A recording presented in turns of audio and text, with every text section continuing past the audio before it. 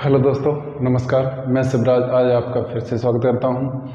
तो आज हम आपको करने वाले हैं यूपी पुलिस और लेखपाल के लिए सेकंड वाली टेस्ट सीरीज। ओके बेटा, पहली वाली मैंने आपको करा दी थी और उसको बेहतर तरीके से आपको समझाया था और उसी टाइप से मैं आपको इस वीडियो को लेकर के आने आया हूं। तो आ जाइए, आज हम आपकी वीडियो को शुरू करते हैं। और सबसे पहले आप लोग इस वीडियो को ज़्यादा से ज़्यादा शेयर करिए जिससे आपके दोस्त भी इस वीडियो को देख सकें। ओके बेटा, चलिए तो आ जाइए। इसी के साथ हम आज का पहला क्वेश्चन स्टार्ट करते हैं। तो आ जाइए, देखिए अपना क्वेश्चन। चलिए, आज का आपका पहला क्वेश्चन है, यानी प्रॉफिट एंड लॉस से क्वेश्चन है। ठीक है बेटा, तो क्वेश्चन पढ़िए आप लोग। एक दुकानदार किसी वस्तु को 800 रुपये में बेचता है तो होने वाला लाभ उसी वस्तु को 320 रुपये में बेचने पर होने वाली हानि के 3 गुने के बराबर है। तो वस्तु का क्रय मूल्य बताइए। देखो, ये क्वेश्चन आपका प्रॉफिट एंड लॉस का है। तो सबसे पहले तो हमें इस क्वेश्चन को करने के लिए प्रॉफिट पता होना चाहिए, भाई लाभ क्या होता है, और हमें हानि पता होनी चाहिए कि हानि क्या होती है। ओके बेटा, चलिए तो आ जाइए देखते हैं। सबसे पहले हम देखेंगे बेटा कि जो प्रॉफिट होता है हमारा, प्रॉफिट क्या होता है। प्रॉफिट मतलब लाभ। किसी वस्तु को कम रुपए में खरीदा जाए और ज्यादा रुपए में बेच दिया जाए तो उस जगह बेटा क्या होगा, लाभ होगा। हानि क्या होगी, किसी वस्तु को ज्यादा रुपए में खरीदा जाए और कम रुपए में बेचा जाए तो उस जगह क्या होगी बेटा, हानि होगी। तो चलिए देखते हैं हम। देखो, नॉर्मली सी बात में देखिए, जैसे हमने किसी वस्तु को 10 रुपए में खरीदा बेटा, कितने में खरीदा, 10 में, और हमने 15 रुपए में बेच दिया। ठीक है, 10 में खरीदा और 15 में बेच दिया तो कितने का लाभ हुआ, देखो 5 का ही तो लाभ हुआ। अब हमें पता कैसे चला कि 5 का लाभ हुआ। अब 5 का लाभ हुआ कि यानी सीपी हो गया, ये एसपी हो गया, यानी हमने एसपी में से किसको घटा दिया, सीपी को, तभी तो हमारा 5 रुपए का लाभ निकला। बोलो, तो हम कहेंगे, देखो फॉर्मूला रटने की जरूरत नहीं, सिर्फ आप डेफिनेशन समझिए। ठीक है, कम रुपए में खरीदा, ज्यादा में बेच दिया, तो ज्यादा में से कम वाला माइनस कर दो। ठीक है, तो एसपी में से हमने सीपी को माइनस किया तो 5 रुपए का क्या मिल गया बेटा, लाभ। तो हम कह सकते हैं कि लाभ जो होगा वो एसपी माइनस के क्या होगा बेटा, सीपी। यहां तक कंफर्म हुआ पूरी तरह से। चलिए अब बात करते हैं लॉस की। तो बेटा लॉस क्या होगा, देखो ध्यान से। अब देखो, लॉस जो हमारा होगा वो लॉस, जैसे इधर देखिए, जैसे हमने किसी वस्तु को 20 रुपए में खरीदा, ठीक, अब हम बोलेंगे हमने उस वस्तु को 12 रुपए में बेच दिया। 20 में तो खरीदी और 12 में बेच दी, तो हमें लाभ हुआ या हानि हुई, हानि हो रही है।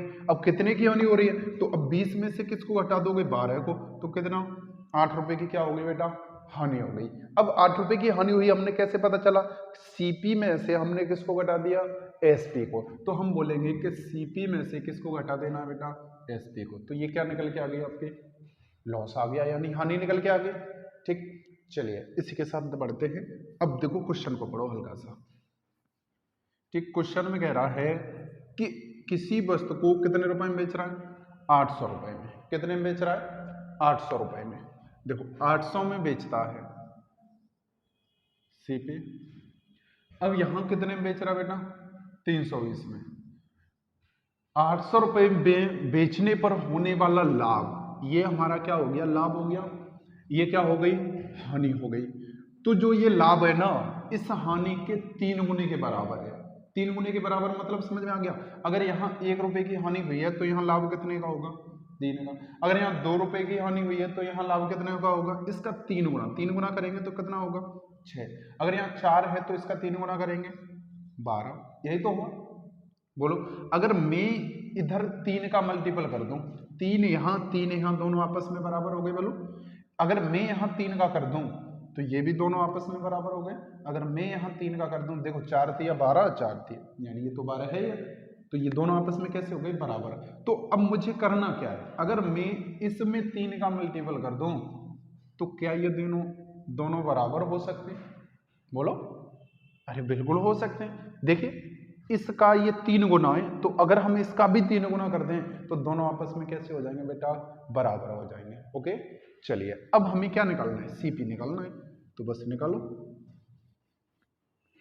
चलिए अब हम करते हैं कि ये देखो 800 माइनस के सीपी बराबर, देखो 3 का अंदर मल्टीपल करेंगे तो 3 सीपी माइनस के, इसका करेंगे कितना हो गया, ठीक। अब आ जाइए, इस Cp को हम इधर पहुंचाएंगे, इधर माइनस है, उधर जाएगा तो किसका होगा, प्लस का, और ये प्लस का पहले से है तो कितना हो जाएगा बेटा 4Cp बराबर, इसको हम इधर लेकर के आएंगे तो ये 800 प्लस 960, तो Cp बराबर आ जाएगा आपका, इसको जोड़िएगा 1760।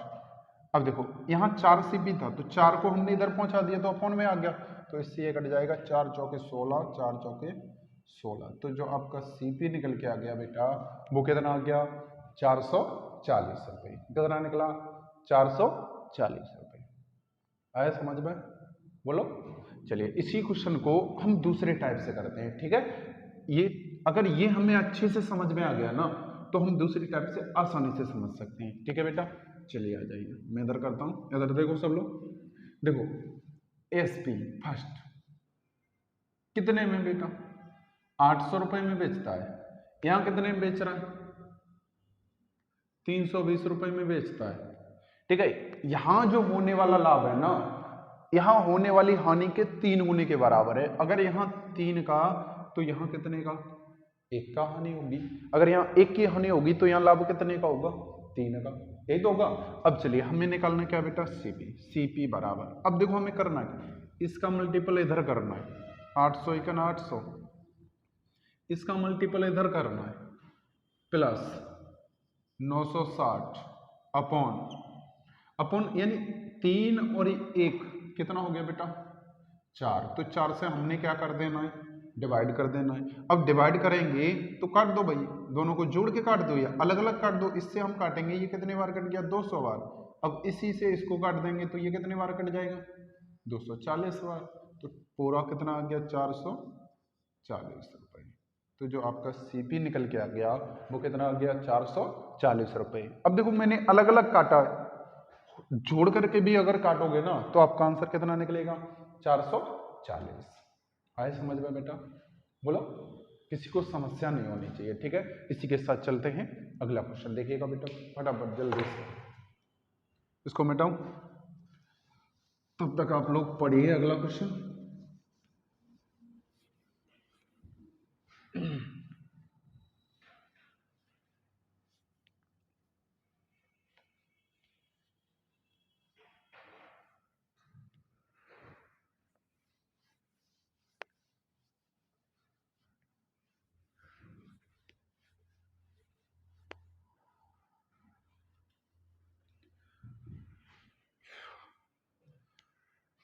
देखो अगला जो क्वेश्चन है आपका वो समचतुर्भुज से है। एक समचतुर्भुज का परिमाप 40 सेंटीमीटर है, यदि दोनों विकर्णों में से एक की लंबाई 12 सेंटीमीटर हो तो दूसरे की लंबाई बताइए। देखो समचतुर्भुज क्या होता है, इधर देख लो, जिसकी सभी भुजाएं कैसी होती है बेटा बराबर होती है, जिसकी सभी भुजाएं कैसी होंगी बराबर होंगी। ये आपका क्या बन गया समचतुर्भुज। अगर ये ए है तो ये भी ए होगा, ये भी ए होगा, ये भी ए होगा, ठीक है। अब इसका पेरीमीटर दे रहा है परिमाप, यानी ये सब चारों भुजाएं बराबर होती हैं, ए ए ए, तुम इसको 4a कर लो तो 4a क्या हो गया इसका पेरीमीटर हो गया, और पेरीमीटर कितना दे रहा है बेटा 40, तो a बराबर कितना हो जाएगा 10, तो a बराबर आपका निकल के आ गया कितना 10। तो अब हम कह सकते हैं कि ये भी 10 होगा, ये भी 10 होगा, ये भी 10 होगा और ये भी 10 होगा। अब आपको एक विकर्ण दे रहा है ये बता, और ये विकर्ण पूछ रहा है। चलिए अब देखो समचतुर्भुज में क्या होता है कि सभी भुजाएं आपस में कैसी होती हैं बराबर। अब देखेंगे कि ये जो डायगोनल होते हैं दोनों विकर्ण होते हैं, ये समान लंबाई के नहीं होते, इनकी लंबाई कैसी होती है अलग अलग होती है। लेकिन एक पॉइंट हमें याद करने का है कि ये जिस बिंदु पर काटते हैं ना उस बिंदु पर इनकी लंबाई कैसी होती है आधी आधी होती है, यानी समद्विभाजित करते हैं एक दूसरे को। तो ये करेंगे तो ये कितने का, यहाँ से यहाँ तक ए होगा तो यहाँ से यहाँ तक भी ए होगा, अगर यहाँ से यहाँ तक 4 होगा तो यहाँ से यहाँ तक भी कितना होगा बेटा 4 होगा, अगर ये यहाँ से यहाँ तक 5 होगा तो इधर भी कितना होगा 5 होगा। और जो सब इस बिंदु पर काटेंगे ना तो प्रत्येक कितने डिग्री का कोण बनाएगा बेटा 90 अंश का, यहां भी 90 बनेगा, यहां भी 90 बनेगा, यहां भी 90 बनेगा, ये कंफर्म हुआ। अब एक आपको क्या दे रहा है एक बिगड़ दे रहा है कितना 12 सेंटीमीटर। जब ये पूरा 12 है तो ये 6 होगा, ये 6 होगा। यहां तक कंफर्म हुआ। अब देखो ध्यान से देखो, ये 90 के सामने वाली भुजा हो गई, क्या हो गई, कड़ हो गई। ये कौन सा त्रिभुज बन गया भाई, बोलो, समकोण त्रिभुज बन गया। अब ये कड़ हो गया, ये आधार हो गया। अब हमें निकालना क्या है, लंब ही तो निकालना है। तो लंब निकालेंगे, या तो आपको पाइथागोरस प्रमेय यानी उसके नंबर पता होना चाहिए, तब तो हम डायरेक्ट सीधे कर सकते हैं। ये 6 हो गया, ये 10 हो गया, ये कितना होगा, 8 होगा। अरे यही तो होगा। देखो चलो निकालते हैं। देखो 10 का वर्ग माइनस के 6 का वर्ग, ये वाली भुजा निकल जाएगी। इसको मैं डी मान लूं, चलिए डी बराबर मान लिया मैंने, ठीक है। तो ये किस में होंगे बेटा, अंडर रूट में, क्योंकि हमें पता होना चाहिए कि जो आपका कर्ण का वर्ग बराबर होता है बेटा लंब का वर्ग प्लस आधार का वर्ग, मतलब हाइपोटेनियस का वर्ग बराबर होगा आपका, ठीक है, परपेंडिकुलर, ठीक है, और ये बेस। कंफर्म हुआ। अब आ जाइए यहां से हम देखते हैं। अब इसका हम वर्ग करेंगे, कितना हो गया 100 माइनस के 36, तो अंडर रूट में कितना आ गया 64। 64 किसका वर्ग होता है, 8 का। तो 8 का वर्ग निकला, तो ये जो d बराबर कितना आ गया 8। अगर ये 8 सेंटीमीटर है यहां से यहां तक, तो ये भी कितनी होगी बेटा 8 होगी। तो पूरा ये दूसरा डायगोनल निकल करके आ गया, वो कितना आ गया 8 और 8 16 सेंटीमीटर, ठीक है। तो दूसरे जो बिगड़ की लंबाई निकल के आ गई वो कितनी आ गई 16 सेंटीमीटर। आया समझ में, ओके। चलिए इसी के साथ हम देखेंगे अगला क्वेश्चन। अगला जो क्वेश्चन है आपका, यानी शांत जल में नाव की चाल, मतलब बोट एंड स्ट्रीम से क्वेश्चन है, ठीक है। इसको समझना है हल्का सा।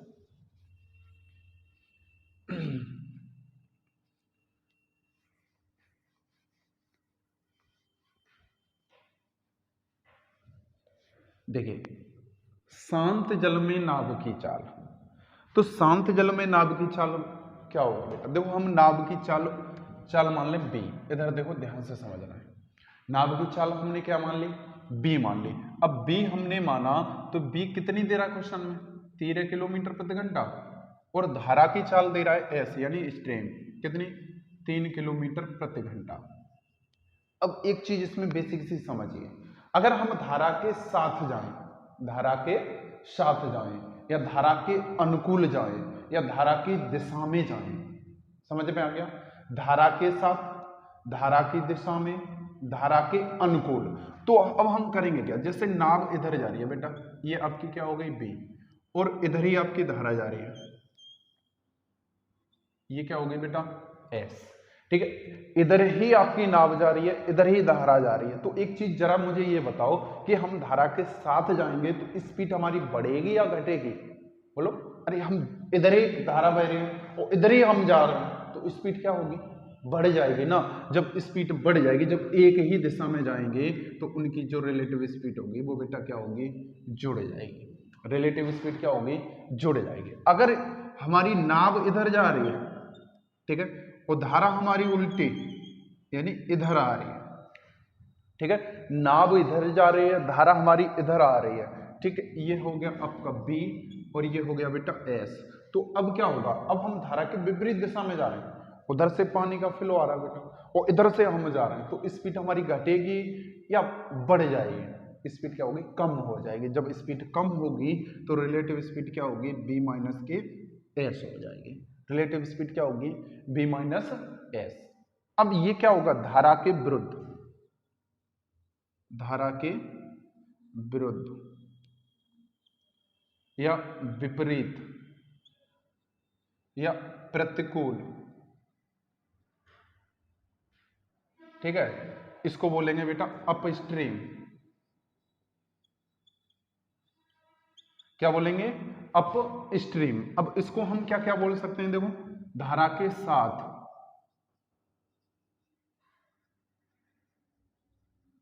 ठीक है, धारा की दिशा में, ठीक है, यहां लिख दो अनुकूल, धारा के अनुकूल, या हम इसको क्या बोल सकते हैं, डाउन स्ट्रीम।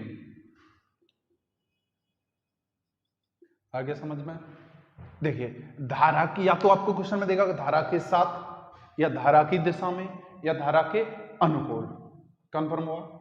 चलिए, तो उसको हम क्या बोलेंगे भाई, डाउन स्ट्रीम, यानी धारा की दिशा में हम जा रहे हैं। तो आपकी स्पीड जो होगी, रिलेटिव स्पीड, वो क्या होगी, जुड़ जाएगी।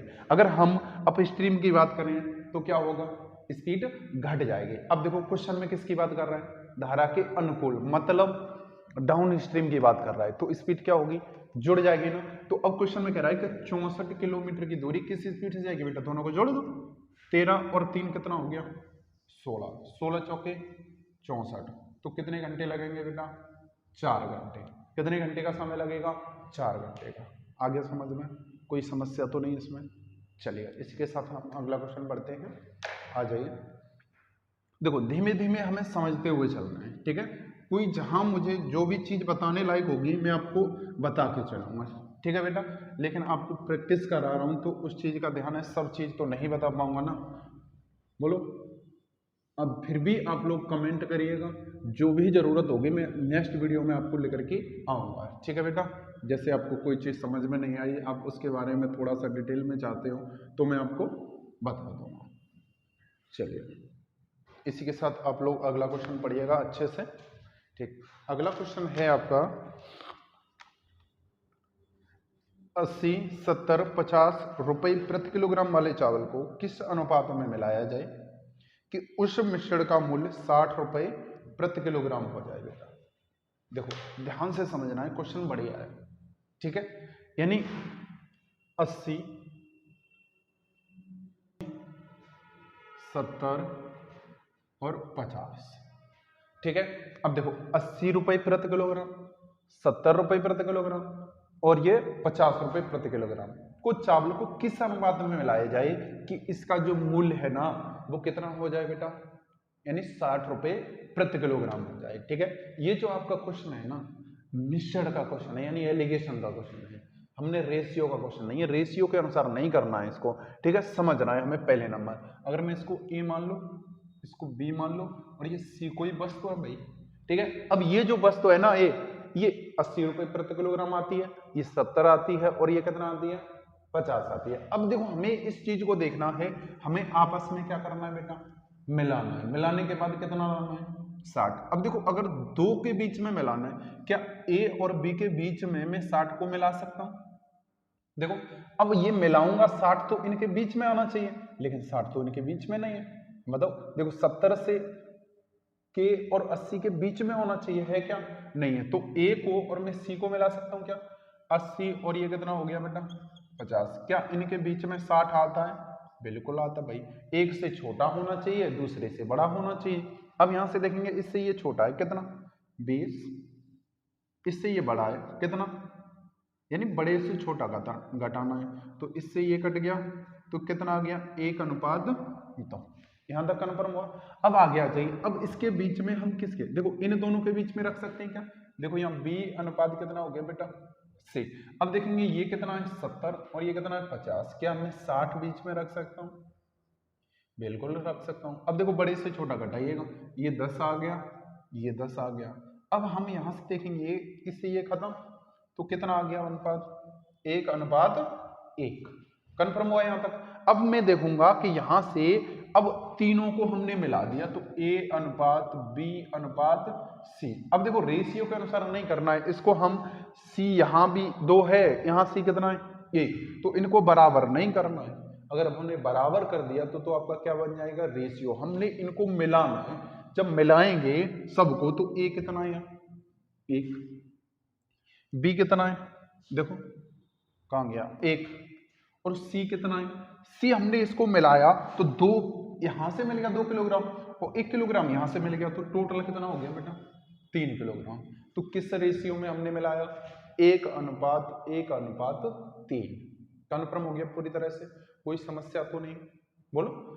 लेकिन ये आंसर है हमारा सही है, लेकिन इस क्वेश्चन के आपके आंसर बहुत हो सकते हैं, अनंत आंसर हो सकते हैं, समझ रहे हो। अब एक आंसर सही नहीं होगा, फिर हमें आपको कैसे देखना होगा, ऑप्शन के अकॉर्डिंग देखना होगा। देखो अभी मैं आपको समझाता हूं कि और क्वेश्चन कैसे सही होगा। अगर मैं यहां 2 का मल्टीपल कर दूं, यहां भी 2 का कर दूं, तो क्या इस रेशियो पर कोई फर्क पड़ेगा, बोलो बिल्कुल नहीं पड़ेगा। अब यहां से देखेंगे, अब यहां देखो ए कितना है, देखो यहां से हमने देखा कि ए कितना है बेटा 1, बी कितना है देखो 2 और सी कितना हो गया देखो 2 यहां से हो गया 2 यहां से हो गया तो कितना हो गया 4 हो गया। अब आपका ये भी रेशियो कैसा होगा सही होगा, पूरी तरह से सही होगा। देखो चेक करना मैं आपको बता दूं, जरा समझो ध्यान से। 1 किलोग्राम हमने ए खरीदा, बी खरीदा कितना 1 किलोग्राम, 3 किलोग्राम क्या खरीदा सी, ये कोई वस्तु है। अब यहां से करेंगे, यहां से कितना खरीदा 1, यहां से 2, यहां से कितना खरीद लिया बेटा 4। अब देखो मिलाओ, ढंग से करना है। अब हम देखेंगे कि ए की जो वैल्यू है वो 1 किलोग्राम कितने का आता है 80 का, तो 1 किलोग्राम की वैल्यू बेटा कितनी हो गई 80 प्लस बी कितना आता है 1 किलोग्राम 70 का, तो यहां भी तो एक ही है ना, तो कितना हो गया 70 प्लस। अब हम बात करते हैं कि सी 1 किलोग्राम 50 का, तो 3 किलोग्राम कितने का होगा 50 3 150। अब हमने सब खरीद लिया, 1 किलोग्राम यहां से 1 किलोग्राम यहां से 3 किलोग्राम यहां से, टोटल कितना खरीद लिया बेटा देखो 2 और 3 5, कितना खरीद लिया 5। जब हमने 5 खरीद लिया, अब देखो ऊपर वाले को जोड़ो, ये 150 और 150 कितना हो गया 300, बट्टे में कितना हो गया 5, तो इसका जो रेट निकल के आ गया वो कितना आ गया 60 रुपए प्रति किलोग्राम। कितना आ गया बेटा 60 रुपए प्रति किलोग्राम आ गया निकल के। इसका मतलब ये रेशियो कैसा है हमारा सही है ना बिल्कुल। अब देखो इसको भी चेक कर लेते हैं, इसको हम चेक करेंगे 1 किलोग्राम 80 का रेट है, ठीक है। बी वैल्यू का 1 किलोग्राम 70, तो 2 किलोग्राम कितना आएगा 70 दूनी 140 प्लस। अब यहां से देखेंगे 1 किलोग्राम 50 का, तो 4 किलोग्राम 200 का आ गया। अब हमने यहां से कितने किलोग्राम खरीद लिया, जोड़ो सबको, ये और ये कितना हो गया 7, ठीक। अब देखो ऊपर सबको जोड़िएगा, ये कितना आ जाएगा 420। अब हमने 7 का भाग देना है, तो इसका भी रेट कितना आ गया 60 रुपए प्रति किलोग्राम। इसका भी रेट कितना हो गया बेटा 60 रुपए प्रति किलोग्राम, मतलब इसका भी आंसर 60 रुपए, इसका भी आंसर 60 रुपए, मतलब कि दोनों सही है, समझ रहे हो। लेकिन हमें कैसे देखना है ऑप्शन के अकॉर्डिंग, और ये जो क्वेश्चन है पर्पस यूपी पुलिस के रिलेटेड तो है नहीं, ये आपका एसएससी वाला क्वेश्चन है, ठीक है बेटा। कोई दिक्कत तो नहीं है किसी को, बताओ समझ में आ गया ना। हो सकता है आपको अगर क्वेश्चन पूछा जाए कि यही पर्पस, ज्यादातर 90% आपका आंसर यही होता है, ठीक है, पहला ही आंसर होगा आपका जो भी होगा, ठीक। चलिए तो आ जाइए, इसी के साथ हम अगला क्वेश्चन करते हैं। नेक्स्ट जो आपका क्वेश्चन होगा वो आपका एज से रिलेटेड क्वेश्चन है, यानी उम्र। चलिए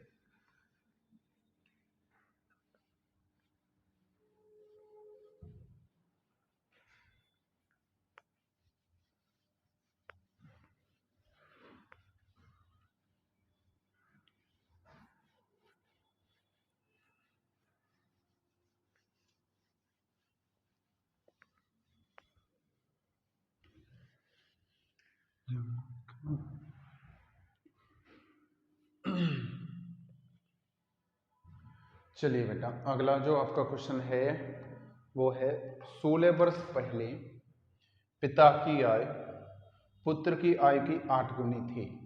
कब थी भाई 16 वर्ष पहले, ठीक है, साथ साथ ही करता चलो। यानी ये हमने ले लिया भाई, ये वर्तमान में है, समझना बेटा, ये वर्तमान में हो गया प्रेजेंट में, ठीक है। अब 16 वर्ष पहले की बात की जा रही है, पहले की मतलब अभी चलो 2022 है, तो पहले मतलब पीछे जाएगा या आगे आएगा, पीछे जाएगा बेटा। तो यहां से हम जाएंगे, पहले का मतलब माइनस, ठीक है, ये कितना वर्ष पहले 16 वर्ष पहले की बात की जा रही है, ठीक है, कोई दिक्कत नहीं होनी चाहिए। अब 16 वर्ष पहले जो पिता की एज है ना, वो अपने पुत्र की एज की कितना है, कितने गुना है 8 गुना। कितने गुना है बेटा 8 गुना। अगर 8 वर्ष के पिता हैं तो 1 वर्ष का क्या होगा पुत्र होगा, यानी 8 गुना है। चलिए आगे देखते हैं। अब क्वेश्चन में कह रहा है कितने 9 वर्ष बाद, ठीक है, जो पिता की आयु है, यानी 9 वर्ष बाद का मतलब क्या होगा बेटा, हम आगे जा रहे हैं, ठीक है, बाद का मतलब फ्यूचर में जा रहे हैं, हम भविष्य में जा रहे हैं। अब यहां से देखेंगे 8 वर्ष, सॉरी 9 वर्ष बाद, तो 9 वर्ष बाद कितना हो जाता है, पिता की उम्र पुत्र की उम्र के 3 गुना हो जाती है। कितना हो जाती है 3 गुना। तो अब क्वेश्चन पूछ रहा है, तो 8 वर्ष पहले पिता व पुत्र की आयु का अनुपात बताइए। देखना ध्यान से समझना अच्छे से। अब देखो एक चीज जरा मुझे ये बताओ, मैं यहां लिखूं एक व्यक्ति 15 वर्ष का, एक व्यक्ति आपका 18 वर्ष का है। कितने व्यक्ति बेटा? 2 व्यक्ति हैं। अब देखो ये जो व्यक्ति है, यानी ये ए ले लीजिएगा, इसको बी ले लीजिएगा, ठीक है। यानी बी व्यक्ति ए से कितना बड़ा है? 3 वर्ष बड़ा है। और ये ए व्यक्ति इससे कितना छोटा है? 3 वर्ष ही तो छोटा है। जब ये 3 वर्ष बड़ा होगा तो ये 3 वर्ष से छोटा होगा, तो 3 वर्ष अंतर इनका निकला। कितना निकला? 3 वर्ष। अब मैं बोलूंगा 10 वर्ष बाद बताइएगा इनकी एज का। अब ये 10 वर्ष बाद ये कितना बड़ा हो जाएगा? अभी 15 वर्ष का है, तो 10 वर्ष बाद कितने का होगा भाई? 25 वर्ष का होगा।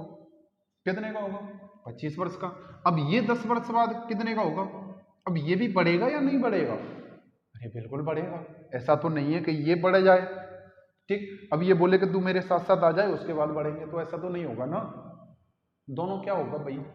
बराबर बढ़ेंगे। अगर जो समय है ना वो सबके लिए एक यही चीज है, सबके लिए इक्वल है, समझ रहे हो। अगर दिन में आपको 24 घंटे मिलते हैं तो हर किसी को कितने मिलेंगे? 24 मिलेंगे।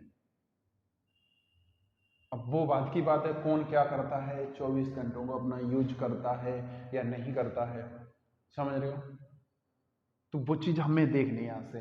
तो ये तो टाइम फिक्स है सबका, एक दिन में 24 घंटे होते हैं तो 24 ही मिल रहे हैं। चलिए आ जाए। अब यहां से देखेंगे, देखो 10 वर्ष ये भी बढ़ेगा। जब ये 10 वर्ष बढ़ेगा तो बेटा ये कितने का होगा? 28 वर्ष का होगा। अब देखो ध्यान से, ये 25 का, ये 28 का, तो अभी भी ये कितना बढ़ा है? 3 वर्ष। अरे हमने तो 10 वर्ष बढ़ा दिया, फिर भी 3 वर्ष ही बढ़ा निकला। चाहे तो हम कम करें या बढ़ाएं, उनकी जो एज का डिफरेंस होगा ना वो हमेशा कैसा रहेगा? 3 वर्ष का ही अंतर रहेगा हमेशा।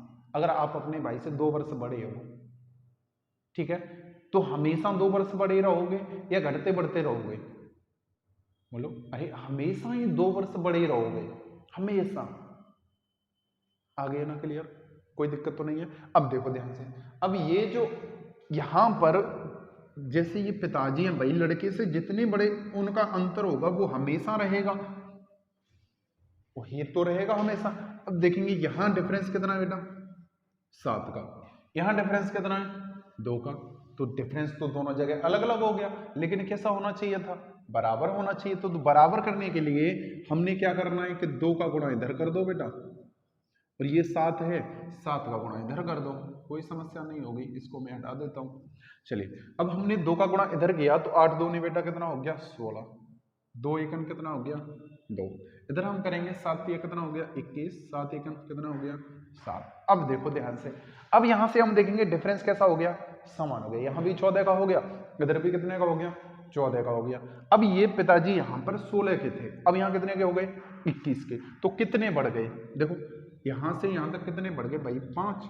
5 की वैल्यू कितने वर्ष? देखो यहां से यहां तक 16, यहां से यहां तक 9, तो टोटल यहां से यहां तक कितना हो गया? 25। तो 25 वर्ष। एक की वैल्यू निकालेंगे बेटा, कितनी आ गई? 5 वर्ष। एक की वैल्यू कितनी आ गई? 5 वर्ष। अब हम देखेंगे कि इसकी 16 की वैल्यू निकालिए, 16 पंजे 80। इसकी वैल्यू निकालिए, 5 दूनी 10। क्या ये आंसर होगा हमारा? नहीं होगा। आपको 16 वर्ष पहले नहीं पूछ रहा है, कब पूछ रहा है? 8 वर्ष पहले, मतलब यहां तक 8 वर्ष पहले, ठीक है, पूरा नहीं पूछ रहा है। यानी यहां से यहां तक 16 वर्ष, यहां से यहां तक 8 वर्ष। अगर मैं इधर चलूं तो प्लस, इधर चलूं तो माइनस। देखना ध्यान से, अगर हमने ये 16 वर्ष पहले की एज निकाल ली, ठीक है, वर्तमान में जाएंगे तो 16 वर्ष बाद, अगर यहां जाएंगे तो 8 वर्ष बाद। देखो 8 वर्ष यहां से यहां तक, अब बच कितना गया? 8 ही तो बच गया, ठीक। तो 8 वर्ष बाद, तो 8 वर्ष बाद करेंगे तो क्या होगा? जुड़ जाएगी ना, तो 8 इसमें जुड़ गया, 8 ये भी बढ़ जाएगा, तो ये कितने का हो जाएगा? 88 का। और ये कितने का होगा बेटा? 18 का। तो उनकी एज का रेशियो 2 से काटो 44, और ये 2 से कट गया 9, तो उनकी एज का रेशियो निकल के आ गया, वो कितना आ गया? 44:9। आया समझ में? कोई समस्या नहीं आई होगी। चलिए इसी के साथ देखते हैं बेटा अगला क्वेश्चन, नेक्स्ट क्वेश्चन। ओके, चलो, हो सकता है आपको कम दिखाई दे रहा हो ना, तो क्वालिटी बढ़ा लेना बेटा, ठीक है। वैसे उम्मीद कर रहा हूं कि आपको सही तरीके से दिखाई दे रहा होगा। ओके बेटा, कोशिश करके चल रहे हैं हम, ज़्यादा से बेहतर दिखाई दे। जैसे जैसे वीडियो आती जाएगी आपको क्वालिटी इम्प्रूव होती जाएगी, अपने आप होती जाएगी, ठीक है। चलिए इसी के साथ हम अगला क्वेश्चन पढ़ेंगे। अगला जो आपका क्वेश्चन है एवरेज का क्वेश्चन है, ठीक है, अच्छे से पढ़ना है। देखो 20 व्यक्तियों की औसत आय 1 वर्ष 6 महीना बढ़ जाती है। कब बढ़ती है? जब 5 व्यक्ति आ जाते हैं, ठीक है, 5 व्यक्ति जिनकी उम्र 10 वर्ष, 20 वर्ष, 50, 40 वर्ष, ठीक है, 60 वर्ष व 80 वर्ष है, के बदले 5 नए व्यक्ति आ जाते हैं। यानी ये जो एज वाले दिए हैं ना, ये चले जाते हैं और 5 नए व्यक्ति आ जाते हैं, जिसके कारण औसत बढ़ जाता है। कितना बढ़ जाता है? यानी 1 वर्ष 6 महीना। अब देखो जा कितने कितने वर्ष के रहे, देखो 20 व्यक्ति थे ना, तो 1 वर्ष 5 महीने को 6 महीने को मैं 1.5 वर्ष लिख सकता हूं। बोलो बढ़ गया। कब बढ़ा ये? जब एक कितने कितने वर्ष का चला गया। देखो एक आपका चला गया 10 वर्ष का, 20, 40, 60 और 80, ठीक है। एक 10 वर्ष का व्यक्ति चला गया, एक 20 वर्ष का चला गया, एक 40 का, एक 60 का और एक 80 का। मतलब टोटल योगफल कितना चला गया, ये चीज देखिए ना। तो टोटल हम इनको जोड़ेंगे तो ये कितना हो गया भाई, जोड़ो 210। कितना हो गया? 210। तो हम कह सकते हैं कि 210 वर्ष के चले गए, ठीक है। अब उनके स्थान पर दूसरे आ गए। अब जब दूसरे आ गए तो एवरेज क्या हो गया बेटा? बढ़ गया। एवरेज बढ़ गया मतलब ज्यादा एज के आ गए। अगर एवरेज घट जाता तो कम एज के आ रहे थे, अब ज्यादा एज के आ गए तो 1 पर कितना बढ़ा है बेटा? 1.5। तो 20 पे कितना बढ़ेगा? यानी अब तो एवरेज इसी का तो पूरा बढ़ा है। तो अब देखो 5 गए 5 आ गए, तो टोटल के टोटल 20 ही रहे, ठीक। तो कितना बढ़ गया बेटा? 30 वर्ष। अब 30 वर्ष बढ़ गया तो पहले एज जाने वाले कितने थे? 210 वर्ष के। 30 बढ़ गए तो कितने हो गए? 240 वर्ष के। कौन? ये 5। तो अब हमें ये योगफल निकला सबका, तो अब हमें क्या निकालना है? एवरेज निकालना है उन 5 का। तो एवरेज निकालेंगे, 5 से डिवाइड करेंगे तो कितना आ जाएगा बेटा? 48 वर्ष। तो जो आपका एवरेज निकल के आ गया वो कितना आ गया? 48 वर्ष। आया समझ में? चलिए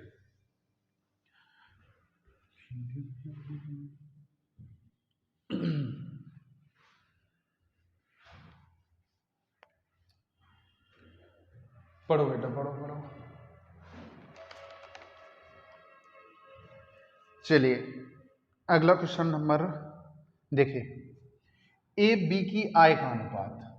आय मतलब इनकम, ठीक है। इधर देखो ए है भाई और बी है, ठीक है। इनकी इनकम जो है का रेशियो कितना दे रहा है? देखो इनकम का रेशियो दे रहा है 5:3, ठीक है। और उनके खर्च का अनुपात, खर्च का अनुपात है 7:4। और उन प्रत्येक की बचत, ये 2400 रुपये और ये भी कितना? 2400 रुपये। ध्यान से देखना, ठीक है। अब क्या बताना है? एक ही आय बताइए। देखो ध्यान से देखो, ये कितने रुपए? 5 रुपए कमाता है और ये 3 रुपए कमाता है, ठीक है। ये 7 रुपए खर्च करता है और ये 3 रुपए। क्या आप बोलोगे कि 5 रुपए कमाए 7 रुपए खर्च कर देगा? ऐसा नहीं होगा। अगर ये रेशियो यहाँ x का मल्टीपल होगा तो यहाँ x का नहीं होगा बेटा, यहाँ किसका होगा? y का होगा। यहाँ किसका मल्टीपल होगा? y का होगा। और दोनों की बचत कैसे है? ये 2400 रुपए और ये भी कितने? 2400 रुपए, ठीक। इसको डायरेक्ट कर दूं या आपको समझा के चलूं? बोलो। देखो ज्यादा लेंथी कराना सही भी नहीं है। देखो अभी भी 2 टाइप से मैं आपको करा दूंगा, ठीक है, बट समझना, अच्छे से समझना। चलिए देखो ध्यान से, अगर मैं इसका रेशियो निकालूं तो क्या 1:1 आ गया क्या? देखो ध्यान से, 1:1, यानी यहां भी 1 बचना चाहिए, यहां भी 1 बचना चाहिए। ऐसा कब होगा बताओ? जब दोनों बराबर बचेंगे, मतलब इसमें से हम घटाएंगे तभी तो बराबर बचे। तो ऐसा तब होगा जब इन दोनों का डिफरेंस कैसा होगा बेटा? समान होगा। यहाँ डिफरेंस कितना है? 2। यहाँ डिफरेंस कितना है? 3, तो दोनों का डिफरेंस बराबर करेंगे तो 3 का गुणा इधर कर देंगे, 2 का यहाँ करेंगे तो 2 का यहाँ इधर, 2 का इधर, तो 3 का यहाँ करेंगे तो 3 का यहाँ करेंगे। अब देखना, ध्यान से समझना। अब देखो ए 15 रुपए कमाता है, 14 खर्च करता है, बचा कितना? 1 बच गया ना। अब यहां से देखेंगे ये कितना, 9 कमाता है, 8 खर्च करता है, कितना बच गया? 1 बच गया। अब देखो 1 की वैल्यू दे रहा बेटा, कितनी दे रहा है? कितनी? 2400। अरे 2400 ही तो बचा रहा है। अब हमें निकालना क्या है? एक ही इनकम। तो एक ही इनकम कितनी आ गई बेटा? 15। तो 15 की वैल्यू निकालेंगे तो 0 0 कितना हो गया? 0 0, 15 चौके 60, 15 दूनी 30 और 6 36। तो कितने रुपए आ गई?